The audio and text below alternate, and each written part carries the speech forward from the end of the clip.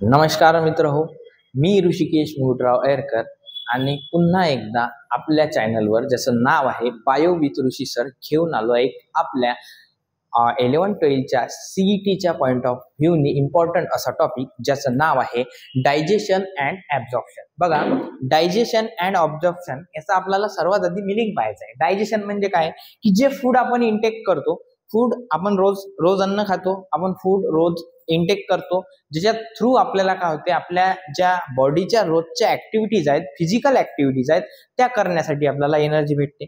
पण ते food proper आपल्या बॉडीने युटिलाइज केलं पाहिजे, ऍब्झॉर्ब केलं पाहिजे, डायजेस्ट केलं पाहिजे, यासाठी आपली बॉडी फंक्शनिंग करत राहते. तर बघा, तेच आपल्याला या चॅप्टर मध्ये आता बघायचं आहे की आपल्या टॉपिकचंच नाव आहे की डायजेशन अँड ॲब्झॉर्प्शन, म्हणजे फूडचं डायजेशन आणि फूडचं ॲब्झॉर्प्शन आपल्या बॉडीमध्ये आपली डायजेस्टिव्ह सिस्टीम कशा प्रकारे करते हे आता आपल्याला बघायचं आहे.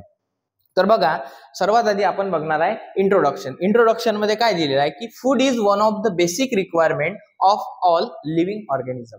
फूड काय एक बेसिक रिक्वायरमेंट आहे, कारण की एनर्जी जर बनवायची असेल प्रत्येक लिव्हिंग ऑर्गॅनिझमला फूड हे इम्पॉर्टंटच आहे. फूड प्रत्येकाचं वेगवेगळं जरी असलं तरी फूड हे इम्पॉर्टंट आहे. जेवढेही काही लिव्हिंग ऑर्गॅनिझम आहेत त्यांच्यासाठी फूड एक इम्पॉर्टंट थिंग आहे. त्याच्यानंतर बघा, the major component of our food are carbohydrate, protein and fats. आपण जे फूड इंटेक करतो त्याचे मेजर कंपोनंट्स ते काय आहेत? कार्बोहायड्रेट्स आहे, फॅट्स आहे आणि प्रोटीन्स आहेत. बघा, जे फूड आपण इंटेक करतो त्याचे जे मेजर कंपोनंट्स आहेत ते आहेत कार्बोहायड्रेट्स आहे, प्रोटीन्स आहे आणि फॅट्स आहे. म्हणजे आपण जे रोज फूड इंटेक करतो त्याच्या थ्रू आपल्याला काय काय भेटते, तर कार्बोहायड्रेट्स भेटतात, फॅट्स भेटतात आणि वेगवेगळ्या प्रकारचे प्रोटीन्स भेटतात, ज्याच्या थ्रू आपली बॉडी एनर्जी बनवण्याची प्रोसेस करते आणि या सगळ्या सबस्टन्सेसला युटिलाइज करून आपल्या बॉडीची ग्रोथ आणि डेव्हलपमेंट ही होत असते. नेक्स्ट पॉइंट मध्ये बघा काय दिलेलं आहे, vitamins and minerals are also required in small quantities. जसं आपण पाहिलं की कार्बोहायड्रेट्स, प्रोटीन्स आणि फॅट्स हे आपल्या बॉडीसाठी लागतात, तसंच विटॅमिन्स आणि मिनरल्स, बघा विटॅमिन्स आणि मिनरल्स हे सुद्धा आपल्या बॉडीसाठी रिक्वायर्ड असतात, पण कसं स्मॉल क्वांटिटीमध्ये. जसे आपल्याला प्रोटीन, कार्बोहायड्रेट्स आणि फॅट लागतात तसंच स्मॉल क्वांटिटीमध्ये आपल्याला विटॅमिन्स आणि मिनरल्स सुद्धा लागतात आपल्या बॉडीला. नेक्स्ट काय म्हटलंय, food provide energy and organic material for the growth repair of tissue. आपल्याला फूड मधून काय भेटते बा, आपण जेवण तर करतो रोज, पण कशासाठी करतो, तर बघा जे फूड आपण इंटेक करतो त्यामधून आपल्याला आपल्या बॉडीची ग्रोथ होते, त्यामधून आपल्या बॉडीची डेव्हलपमेंट होते आणि आपल्या बॉडीमध्ये जर कुठं काही प्रॉब्लेम असेल तर ते प्रॉब्लेम रिपेअर करण्याचं काम आपल्या फूड मधून केलं जाते. नेक्स्ट पॉइंट मध्ये बघा, the water we take plays an important role in metabolic processes and also prevent the dehydration. आपण रोज फूड तर खातोच, फूडचा इंटेक तर करतोच, पण त्यासोबत डेली आपण वॉटर सुद्धा इंटेक करत असतो. आता त्या वॉटरमुळे काय होते की ते वॉटरमुळे आपल्या सेलच्या मेटाबॉलिक प्रोसेसमध्ये हेल्प होते आणि आपल्या बॉडीला डिहायड्रेट्स होण्यापासून आपलं वॉटर आपल्याला नेहमी वाचवत असते. बघा, नेक्स्ट स्लाइडवर जाऊया. नेक्स्ट स्लाइडवर आपल्याला काय दिलेलं आहे की ह्युमन न्यूट्रिशन. आता आपण ह्युमन्सचा विचार करू, न्यूट्रिशन म्हणजे काय या गोष्टीचा विचार करू. आता न्यूट्रिशन म्हणजे काय, तर बघा, nutrition is the sum total of all the processes through which food is ingested, food is digested, food is absorb, food is utilised and finally egested outside the body. आता न्यूट्रिशन म्हणजे काय, nutrition म्हणजे sum total, सगळ्या प्रोसेसेसची total. आता त्या processes कोणत्या? सर्वात आधी तर आपण फूड खातो, ज्याला आपण म्हटलेलं आहे फूड इंजेक्शन. बघा, ingested, digested, absorb, utilize and finally आपण ते फूड जे अनडायजेस्टेड फूड आहे ते आपल्या बॉडीच्या बाहेर इजेक्ट करतो. या सगळ्या प्रोसेसेसची टोटल म्हणजे आपण म्हणत आहे ह्युमन न्यूट्रिशन. सर्वांना कळालं आहे? जर काही अडचण असेल तर कमेंट सेक्शन मध्ये नक्की सांगा. आपण आता ह्युमन न्यूट्रिशन बघितलं. नेक्स्ट पॉइंट आपल्याला बघायचा आहे न्यूट्रिशन मध्ये की nutrition is an essential life process of all living organism. जे फूड आपण इंटेक करतो ते प्रत्येक लिव्हिंग ऑर्गॅनिझम मध्ये याच प्रोसेस थ्रू जाते. म्हणजे फूड काय केले जाते, सर्वात आधी इंजेस्ट केले जाते, नंतर फूड डायजेस्ट केले जाते, नंतर ऍब्झॉर्ब केले जाते, नंतर युटिलाइज केले जाते, नंतर जे अनडायजेस्टेड जे रिमेनिंग फूड आहे ते आपण इजेक्ट करतो आपल्या बॉडीच्या बाहेर. त्याच्यानंतर बघा ह्या ज्या the various steps are involved in the nutrition are as follows. म्हणजे न्यूट्रिशन मध्ये वेगवेगळ्या काही स्टेप्स आपण फॉलो करतो, त्या आपल्याला आता एक एक करून बघायच्या आहे, ज्या की आपण आत्ताच सांगितल्या की सर्वात आधी जे न्यूट्रिशन आहे त्याच्यामध्ये आपण काय करतो की फूडचं इंजेक्शन करतो. आता इंजेक्शन म्हणजे काय, फूडचं काय करतो आपण, इंजेक्शन करतो. इंजेक्शन म्हणजे काय, it is the introduction of food into the mouth and intake of food for eating. म्हणजे जेव्हा फर्स्ट टाइम आपण फूडला इंट्रोड्यूस करतो आपल्या माउथ मध्ये, त्याच प्रोसेसला आपण काय म्हणताय, इंजेक्शन. म्हणजे the introduction of food into your mouth is known as injection. लक्षात आलं. नेक्स्ट जी प्रोसेस आहे याच्यामधली नेक्स्ट प्रोसेस काय तर डायजेशन. आता डायजेशन कशाला म्हणू, सर्वात आधी आपण पाहिलं इंजेक्शन. इंजेक्शनला आपण काय म्हटलं की intake of food, the first time intake of food into your mouth is known as injection. तसंच आता नेक्स्ट त्यामधली स्टेप आहे ती जी आहे ती आहे आपली आता डायजेशन. तर डायजेशन काय, the process in which complex non diffusible substances food substances are converted into simple diffusible substances is called as digestion. आता जे फूड आपण इंजेस्ट केलं, जे फूड आपण माउथ मध्ये घेतलं, ते आता डायजेस्ट करणे, त्याला आपण डायजेशन म्हटलेलं. आता डायजेस्ट करणे म्हणजे नेमकं काय तर बघा, कॉम्प्लेक्स नॉन डिफ्युजेबल सबस्टन्सेस, जे की सबस्टन्सेस कसे आहेत, कॉम्प्लेक्स आहेत, त्याला आपण डिफ्यूज करू शकत नाहीत, नॉन डिफ्युजेबल सबस्टन्सेस आहेत, त्याचं कन्व्हर्जन करणे सिंपल डिफ्युजेबल सबस्टन्सेस मध्ये, त्याच प्रोसेसला आपण काय म्हटलेलं आहे, डायजेशन. म्हणजे बघा डायजेशन म्हणजे काय, the conversion of complex non diffusible substances into the simple diffusible substances is known as digestion. समजलं, काहीच कठीण नाही आहे, एकदम सोपी आहे. बस फक्त कॉन्सन्ट्रेट करून आपलं लेक्चर ऐकायचं आणि बाकी टेन्शन घ्यायचं नाही, बाकी प्रोसेसेस तर आपण इथं बघणारच आहे. तर बघा थर्ड प्रोसेस काय, सर्वात आधी आपण इंजेक्शन पाहिलं, दुसरं डायजेशन पाहिलं, आता तिसरं आपल्याला बघायचं आहे ऍब्झॉर्प्शन. ऍब्झॉर्प्शन काय, the process of diffusion of digested food material into the blood and lymph is called as absorption. आता सर्वात आधी फूड इंजेक्शन केलं, नंतर त्या फूडचं डायजेशन केलं, आता त्या फूड सबस्टन्सेसला आपल्याला ऍब्झॉर्ब करायचं आहे. ऍब्झॉर्प्शनची प्रोसेस काय, जसं आपण म्हटलं की ऍब्झॉर्प्शन काय, द प्रोसेस इन विच, बघा ऍब्झॉर्प्शन काय, the process of diffusion of digested food material. म्हणजे जे डायजेस्ट झालेलं फूड मटेरियल आहे त्यांना आपल्या ब्लड आणि लिम्फ मध्ये डिफ्यूज करणे. काय सांगितलंय मी की बघा जे डायजेस्ट झालेले फूड सबस्टन्सेस आहेत त्याला डिफ्यूज करणे, कशामध्ये तर आपल्या ब्लड आणि लिम्फ मध्ये, त्याच प्रोसेसला आपण काय म्हणत आहे, ऍब्झॉर्प्शन. बघा 3 प्रोसेस झाल्या आपल्या बघून, पहिली इंजेक्शन, दुसरी डायजेशन, तिसरी ऍब्झॉर्प्शन. आता चौथी आपल्याला बघायचं आहे ज्याचं नाव आहे युटिलायझेशन ऑर असिमिलेशन. आता युटिलायझेशन म्हणजे काय, ऍब्झॉर्प्शन तर झालं, ब्लड आणि लिम्फ मध्ये आपले जे सिंपल फूड सबस्टन्सेस आहेत ते डिफ्यूज झालेले आहे. आता युटिलायझेशन काय, असिमिलेशन म्हणजे काय तर बघा, the process in which utilizing the simple food material by cells is known as utilization. आता युटिलायझेशन मध्ये आपण असं म्हणतो की जे सिंपल फूड सबस्टन्सेस आहेत जे आपल्या ब्लड आणि लिम्फ मध्ये काय झालेले आहेत, डिफ्यूज झालेले आहेत, त्यांना युटिलाइज करणे बाय द सेल. त्या सबस्टन्सेसला काय करायचं आहे, आपल्याला युटिलाइज करायचं आहे, आणि ते युटिलाइज कोण करणार आहे, सेल. याच प्रोसेसला आपण काय म्हटलेलं आहे, युटिलायझेशन किंवा असिमिलेशन. लक्षात आलं, 4 प्रोसेस झाल्या. आता त्याच्यामधली ह्युमन न्यूट्रिशन मधली एक लास्ट स्टेप आहे, लास्ट स्टेज आहे, ज्याला आपण म्हटलेलं आहे injection. Not injection, it's a ejection. बघा 3 वर्ड आहे. सर्वात पहिली स्टेप आहे इंजेक्शन. लक्षात घ्या, कन्फ्युजन करून घ्यायचं नाही. इंजेक्शन म्हणजे intake of food into your mouth. Injection हा प्रकारच वेगळा आहे, इंजेक्शन इथे येत नाही. आपल्याला 2च वर्ड इथं बघायचा आहे, एक म्हणजे इंजेक्शन आणि दुसरा आहे इजेक्शन. पहिली स्टेप होती आपली इंजेक्शन, ज्याला आपण म्हटलंय intake of food into your mouth, आणि याच्यामधलीच न्यूट्रिशन मधली लास्ट स्टेज आहे ज्याला आपण म्हटलंय इजेक्शन. इजेक्शन म्हणजे काय तर आपले बघा the removal of undigested waste. आपल्या बॉडीमध्ये जे अनडायजेस्ट झालेलं वेस्ट आहे त्याला आपल्या बॉडीच्या बाहेर इजेक्ट करणे, रिमूव्ह करणे, त्या प्रोसेसला आपण काय म्हणून राहिलो इजेक्शन. बघा लक्ष द्या, the removal of undigested waste that is faeces from the body is called as egestion. म्हणजे आपल्या बॉडीमध्ये जे फूड आपण इंटेक केलं त्यामधला काही जो भाग आहे जो डायजेस्ट झाला नसेल त्याला आपण काय म्हणू अनडायजेस्टेड फूड, ज्याला कन्वर्ट केल्या जाते फिसेस मध्ये, आणि ते फिसेस जे आहेत त्याला आपण आपल्या बॉडीच्या बाहेर इजेक्ट करतो.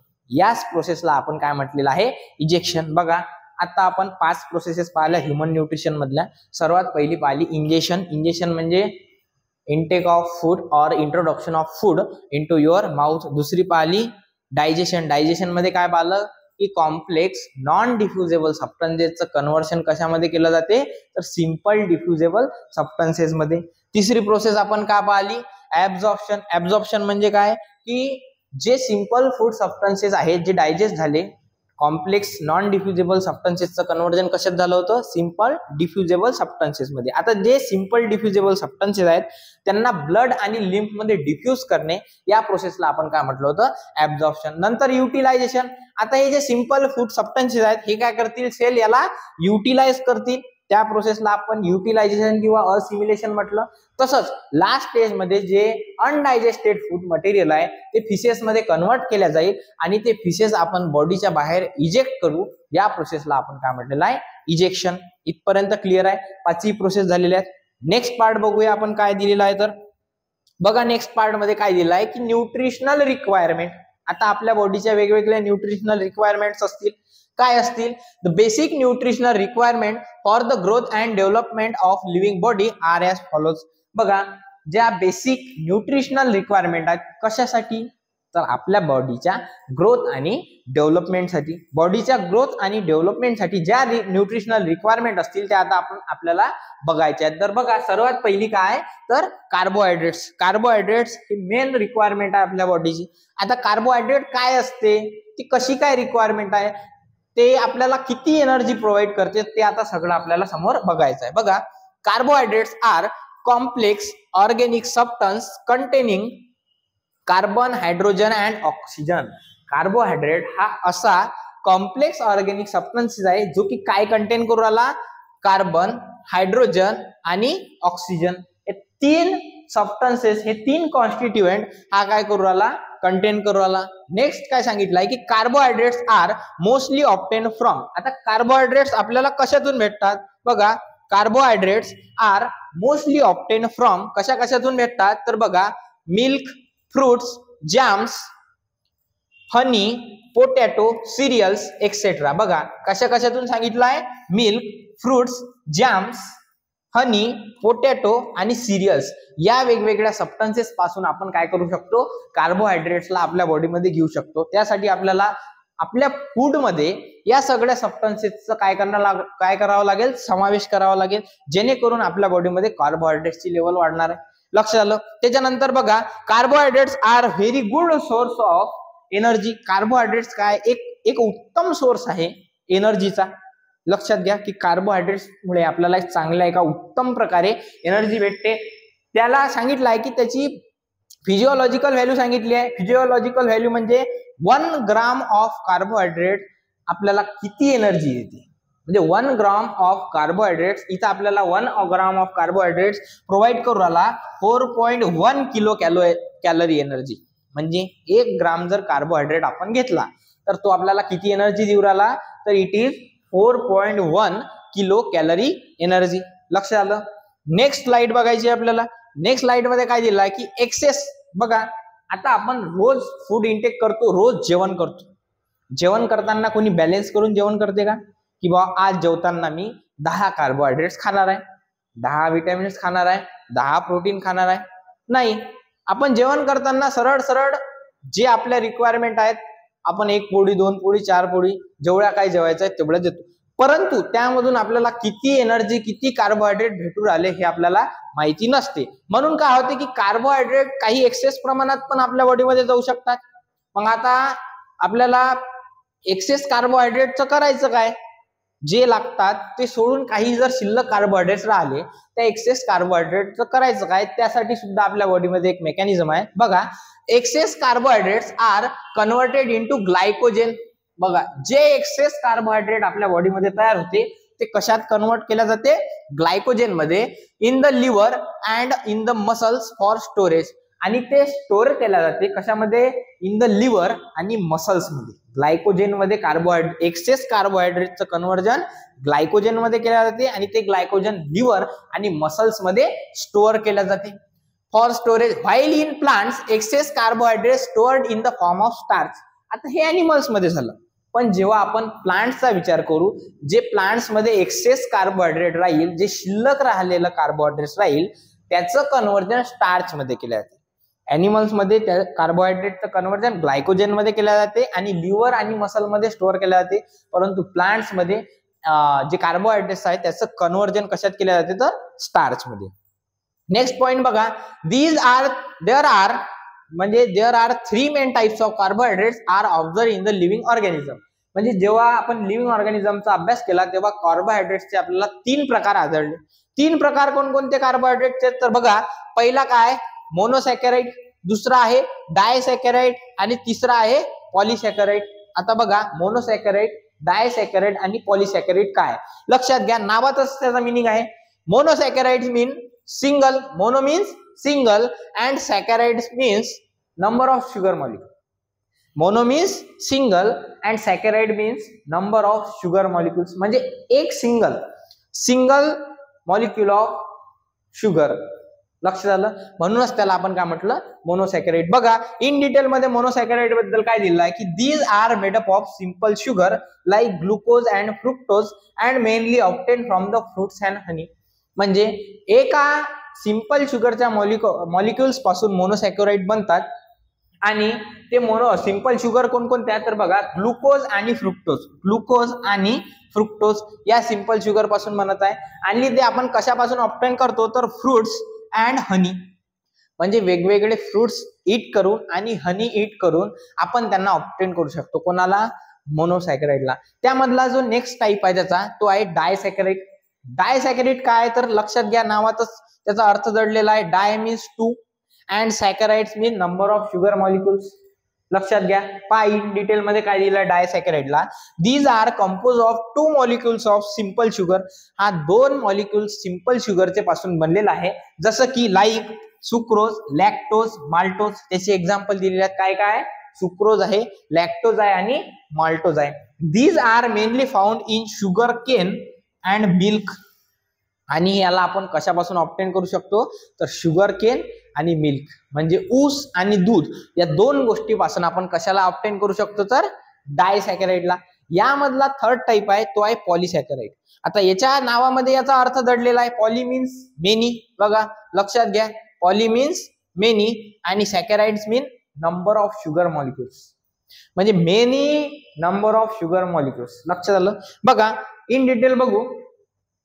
पॉलिसॅकॅराइड म्हणजे काय, these are made up of number of molecules of simple sugars. म्हणजे हा कशापासून बनलेला आहे, खूप सगळ्या नंबर ऑफ मॉलिक्युल्स. कशाचे, तर सिंपल शुगरचे. लाईक कशाचे, बघा, स्टार्च, सेल्युलोज, ग्लुकोज एक्सेट्रा. बघा, याचे एक्झाम्पल काय, स्टार्च आहे, सेल्युलोज आहे, ग्लुकोज आहे etcetera. Starch mostly found in, आता हा कुठं फाउंड होते, तर बघा, mostly found in rice, wheat, मेज, ज्वार एक्सेट्रा. बघा, आपण जेवण करताना रोज जेवणात ह्याच गोष्टी घेतो. सरळ पोळी, भाजी, भात आणि डाळ, या 4 गोष्टी आपण जेवणात रोज समावेश करतो. त्यामधून आपल्याला मेनली काय भेटू राहिलं, कार्बोहायड्रेट. जसं की आपल्याला पॉलिसॅकॅराइडचा विचार केला, पॉलिसॅकॅराइड कशामधून भेटते, तर राईस जे आपण रोज जेवणात इन्क्लूड करतो, व्हीट म्हणजे पोळी जे आपण रोज करतो, त्याच्यानंतर मेज कधी कधी तर करतो आपण मेज, आपल्या रोजच्या जेवणात तर नाही करत, पण कधी कधी मेजचा आपण काय करतो, इंटेक करतो. त्याच्यानंतर ज्वार, काही खूप लोक जसे आहेत की दिवसातून 1 वेळेला ज्वारची भाकरी खातात. म्हणजे ह्या सगळ्या गोष्टी आहेत, याच्यामधून आपल्याला काय भेटू राहिलं, तर कार्बोहायड्रेट्स. कारण की या सगळ्या गोष्टी आहेत, याचा हा एक सोर्स आहे. ज्याच्या थ्रू आपल्याला कार्बोहायड्रेट भेटू राहिला. त्याच्यानंतर नेक्स्ट आपल्याला बघायचं आहे की प्रोटीन्स हा न्यूट्रिशनल रिक्वायरमेंट मधला सेकंड पार्ट आहे. प्रोटीन्स नाव ऐकलंच आहे. प्रोटीन्स काय असतात, कशासाठी प्रोटीनची गरज आहे ते आता आपण बघू. Proteins are large group of nitrogenous compound, म्हणजे नायट्रोजिनस कंपाऊंडचा एक लार्ज ग्रुप आहे ज्याला आपण प्रोटीन्स म्हटलेला आहे. And it is complex organic substance which are essential constituent of living organism. आणि काय हा एक कॉम्प्लेक्स ऑर्गॅनिक सबस्टन्स आहे आणि त्याचं हे काय आहे आपल्या लाईफसाठी इसेन्शियल आहे. सगळ्या लिव्हिंग लाईफसाठी एक इसेन्शियल असणारा सबस्टन्स जो आहे तो आपला आहे प्रोटीन्स. लक्षात आलं. Proteins are chemically compose by carbon. आता बघा प्रोटीन्स कशापासून बनलेला आहे तर बघा proteins are chemically compose by carbon, hydrogen, oxygen, nitrogen, sulphur and phosphorus या वेगवेगळ्या सबस्टन्सेस पासून बनलेला आहे. बघा परत बघा एकदा कोणकोणते सबस्टन्सेस आहेत ज्याच्यापासून प्रोटीन्स आपला बनलेला आहे. तर कार्बन आहे, हायड्रोजन आहे, ऑक्सिजन आहे, नायट्रोजन, सल्फर आणि फॉस्फरस या सगळ्या गोष्टीपासून आपला प्रोटीन्स हा बनलेला आहे. त्याच्यानंतर बघा proteins are mainly required for body building material and repairing the body. म्हणजे आपली जे बॉडी बिल्ड करायची म्हणजे कोणतं बांधकाम करायचं आहे काय नाही. बिल्डिंग करणे म्हणजे काय, आपल्या बॉडीची डेव्हलपमेंट करणे.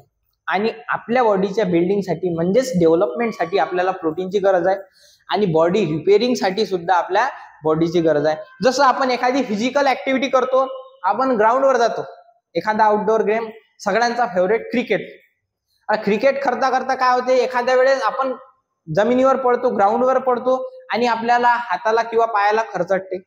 मग ते जे खरचटलेलं आहे ते खरचटल्याचं निशाण किंवा ती जी जखम झालेली आहे ती तशीच राहते का, नाही. ती काही काळ तशीच राहते. जसा जसा हळूहळू वेळ जाईल ती काय होते, ती रिपेअर होत जाते. आणि ती रिपेअर कशामुळे होते तर प्रोटीन्समुळे. प्रोटीन्सच हा असा एक सबस्टन्स आहे तो आपल्या बॉडी बिल्डिंग मटेरियल साठी इम्पॉर्टंट आहे आणि बॉडी रिपेअरिंग साठी सुद्धा इम्पॉर्टंट आहे.